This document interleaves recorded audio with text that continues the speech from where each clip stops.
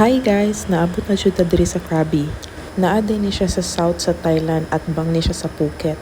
Diri mi nagstay duol sa beach. Accessible kaayo guys kay daghan kayog benta. Tan-awan ninyo ning dagat diri. Sabayi ko ninyo tan-aw sa sunset. Dili kayo siya clear pero okay na tan-awan ninyo ning traditional nga bangka diri. Lakaw-lakaw lang sa ta kay nindot ang sunset. Lami jud kay tan-awon ang paminaw ng dagat guys. No mauni ang view ko naa mo diri sa dagat Panda. Kung gusto mo adtog dagat guys unya gusto ninyo dili mo maka-feel na Asian mo adto mo diri kay halos mga taga western. Pero daghan-daghan pud og mga kalaban guys if you know what I mean.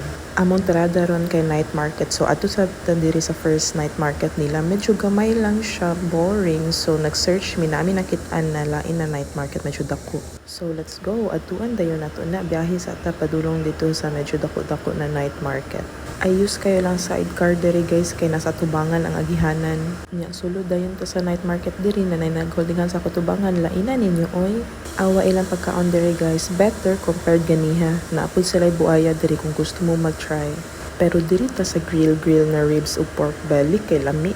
Pag humanog kaon lakaw-lakaw na sagta kay para ma-burn ang fats. Naapod sila mga bar diri pero unya pa na managhan ang mga tao pag alas 10 na ambot nga nun tigdugay manggawas mga tao diri. Sa aunang land market day ni guys unya manguli na ta kay busog naman ta.